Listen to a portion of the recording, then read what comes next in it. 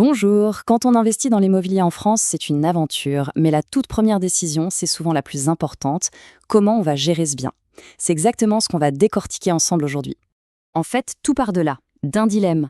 D'un côté, la quête du profit maximum, aller chercher chaque euro, quitte à y mettre beaucoup de temps et d'énergie. De l'autre, le choix de la sérénité totale, la tranquillité d'esprit avant tout. Ce premier choix, il va vraiment définir toute la suite de la stratégie. On en arrive donc à la première question, la plus fondamentale de toutes, qui se résume à un choix en apparence tout simple. Est-ce qu'on gère tout soi-même ou est-ce qu'il vaut mieux déléguer? Alors, gérer soi-même, c'est vrai que sur le papier, c'est séduisant. Pas de frais d'agence, on garde le contrôle total. Mais attention, le revers de la médaille est de taille. C'est une activité qui peut devenir un vrai travail à plein temps. Ça demande aussi des connaissances assez pointues en droit, en fiscalité. Et la moindre erreur, eh bien, elle peut coûter très très cher. Et cette phrase, elle résume tout. Le plus gros piège de la gestion en direct, c'est ça. Le coût le plus important, ce n'est pas forcément l'argent qu'on sort, mais le temps qu'on y passe. Un temps qu'on ne récupérera jamais. Et puis, il y a ce qu'on appelle les faux frais. Un logement qui reste vide un peu trop longtemps, un problème juridique mal géré. Tout ça, ça s'accumule. Bon, alors mettons que malgré les risques, on décide de se lancer dans la gestion en direct. Le fameux do it yourself. À quoi faut-il s'attendre exactement? Maintenant, si la gestion en direct paraît trop compliquée, le monde professionnel offre des solutions plus classiques. Il y a d'abord l'agence immobilière, celle qu'on connaît tous, qui s'occupe du quotidien. Il y a aussi le gestionnaire de patrimoine, qui a une vision plus large, plus stratégique. Et enfin, la conciergerie, qui est souvent parfaite pour des services plus ponctuels, surtout dans la location saisonnière. Mais au-delà de ces options bien connues, une nouvelle approche a vu le jour. Une aide professionnelle qui ne se contente pas de gérer, mais qui cherche la performance avant tout. Et voilà ce nouvel acteur, le gestionnaire locatif spécialisé. Sa mission, ce n'est pas juste gérer, c'est vraiment d'optimiser. Pour lui, le bien immobilier est un actif qui doit performer. Il va utiliser pour ça des outils de pointe, des prix qui changent en temps réel selon la demande, des annonces diffusées partout sur les grandes plateformes, bref, tout pour garantir une visibilité et un rendement maximum. Ce chiffre, 85%, y parle de lui-même. C'est un exemple de taux d'occupation qu'un bon gestionnaire spécialisé peut viser.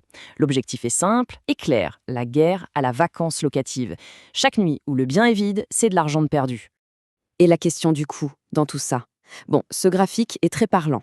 L'agence classique, on est entre 6 et 10%. Le gestionnaire spécialisé, oui, c'est plus élevé, entre 15 et 20%. La commission est plus forte, c'est un fait, mais elle est totalement liée à un objectif, générer des revenus globaux bien plus importants. La philosophie est simple et c'est ça la clé.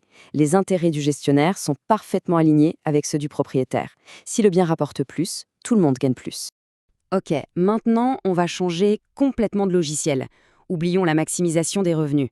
Et si l'objectif numéro 1 était d'éliminer totalement le risque? C'est une autre voie, radicalement différente, le loyer garanti. Prenons une seconde pour y penser.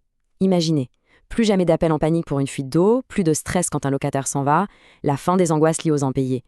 Un monde où, pour le propriétaire, il n'y a plus aucun imprévu. La solution s'appelle la sous-location professionnelle. Le concept est simple, mais puissant. Une entreprise devient l'unique locataire du bien. Elle verse un loyer fixe tous les mois, quoi qu'il arrive. Et c'est elle qui prend ensuite 100% de la gestion, des risques, et qui se charge de trouver des sous-locataires. Et voici le chiffre qui change tout dans ce modèle, zéro. 0 € de frais de gestion. Zéro commission. Le propriétaire ne paye absolument rien. Comment l'entreprise gagne sa vie alors? C'est simple. Sa marge se fait sur la différence entre le loyer garanti qu'elle verse et les revenus variables qu'elle arrive à générer. Bon, on a vu pas mal d'options. Il est temps de tout mettre sur la table et de comparer. Mettons ces modèles face à face pour y voir plus clair. Ce tableau, il résume tout à la perfection. Regardons ça. La gestion directe, revenu instable, effort maximal. L'agence classique, elle, amène de la stabilité, moyennant un coût. Le gestionnaire spécialisé, lui, va chercher à maximiser les revenus tout en limitant le risque. Et enfin, la sous-location pro, c'est la catégorie à part. Revenu fixe et garanti, effort nul et risque zéro. C'est une proposition de valeur radicalement différente. Alors, comment choisir? Le plus important à comprendre, c'est qu'il n'y a pas un meilleur modèle. Il y a juste le modèle qui est le mieux adapté à ses propres objectifs. Pour finir, cette analogie du verger, je la trouve géniale. Gérer en direct, c'est comme cueillir soi-même chaque fruit. L'agence classique, c'est payer quelqu'un pour le faire à sa place. Le gestionnaire spécialisé, c'est l'expert qu'on engage pour optimiser toute la récolte et la vendre au meilleur prix. Et la sous-location pro, c'est encore autre chose. C'est comme si on louait le verger entier pour un montant fixe. Peu importe la météo, peu importe le prix des fruits, le chèque, lui, il tombe.